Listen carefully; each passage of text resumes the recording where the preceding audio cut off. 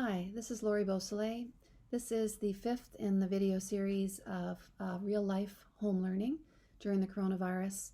Since we're all home with our kids right now, we are having the privilege and sometimes the challenge of helping to continue their learning while they're away from school. So I wanted to talk again, and if you would like to look at the thoughts behind some of the things I'm sharing, you can watch the first 4 videos. But I wanted to talk a little bit about the chance to pause and reflect and look at what we enjoy about learning, what our kids enjoy about learning, and to remember and have faith that if they're enjoying their learning, then the skills and the important content that we want them to be learning and the general knowledge we want them to be gathering will happen just organically, just naturally during the process. So today I wanted to talk about going down the rabbit hole.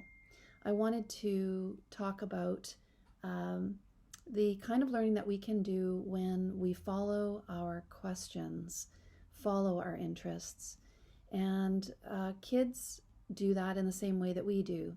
So if we look at the way we in this technological world will sometimes go from one thing we're wondering about to watching something on YouTube or to Googling something and discovering something fascinating or someone interesting, and then following that to the next YouTube or Google search and on and on and on down the rabbit hole.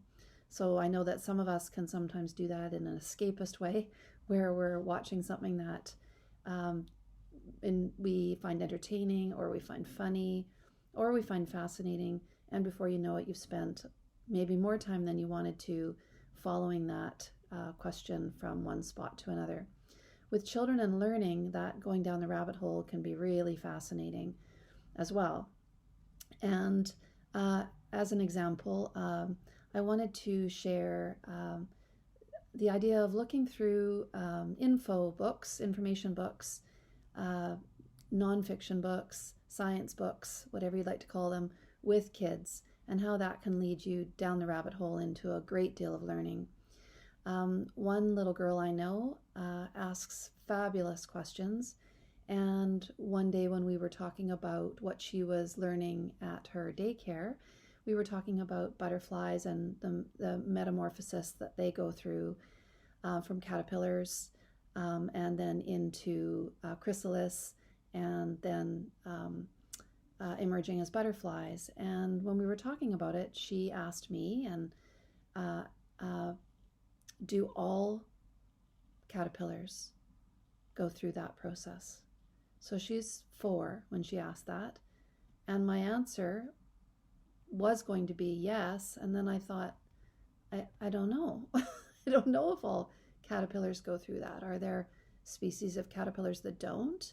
Are there individual caterpillars that never go through that process? I didn't actually know that answer.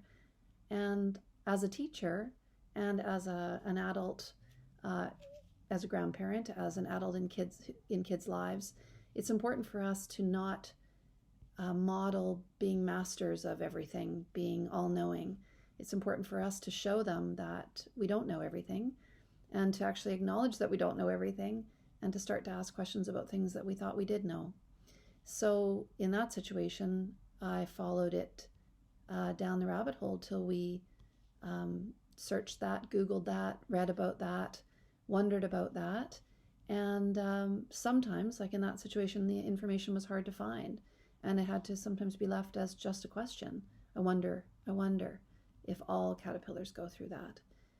Because often the information that you'll find is either not very comprehensive or assumed, like what we would have assumed that the answer would be yes, or it's outdated. That's important for kids to know, that some information in books is outdated, or it's not accurately checked. Sometimes that's important to let kids know about technology, that sometimes it's somebody's opinion, or we might find different information in different places, and then we might just have to go with our own instincts or our own exploration, or leave it as a question that to be answered later, or to be wondered about.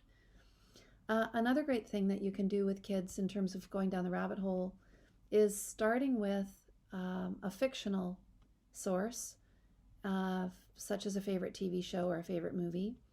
And then as the children are asking questions about their favorite characters or about the storylines, you can follow that into nonfiction books or into Google searches. And one of the characters that is out there right now in The Lion King is Timon, and he's a real favorite. And I know of a little child who was asking what kind of animal Timon was and asking me to find a Timon animal on my phone. And so we did Google and find a picture and find out, thanks to Disney, that Timon is a meerkat. And then you can follow it into non-fiction books about meerkats and do all sorts of reading about them, Google about them, make books about them, all sorts of fascinating things that you can do to go down the rabbit hole, which of course would lead you to the other animals in The Lion King and how those animals would interact in real life, and discussions about the life cycles and nature and carnivore animals and other things that can be something you want to tread lightly with young children, but that can be really fascinating. Discussions and learning opportunities. So fiction and nonfiction can lead to more of each. You can be writing stories about your favorite characters.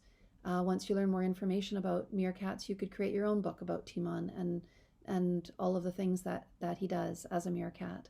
So there's all sorts of really cool things to do with all different age kids, or to support older kids in learning more about something they're interested about.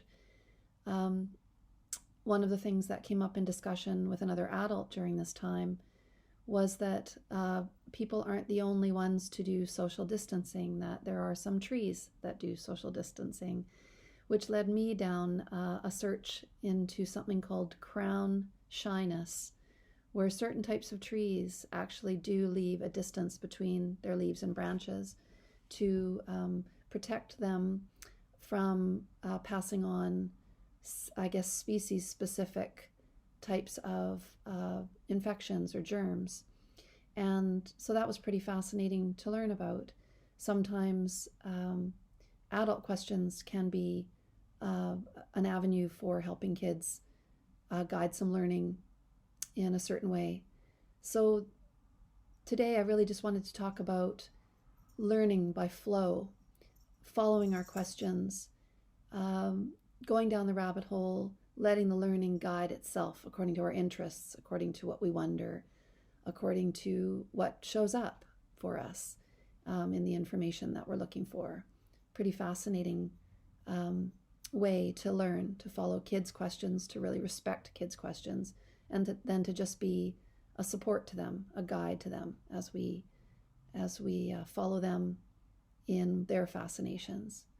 So if you have any further questions about this, or if you have a student that has, or a child in your life that has a certain fascination and you'd like to talk more about how to follow that along organically and to help them learn skills as they go, which really does happen naturally, we can have faith in that, then please contact me with either comments below or by email, and I'm happy to do individual sessions for people who are either home learning all the time or just home learning during the time of this coronavirus, or who are wanting to support their kids in learning outside of school in just general life. So take care, stay calm during this time of coronavirus.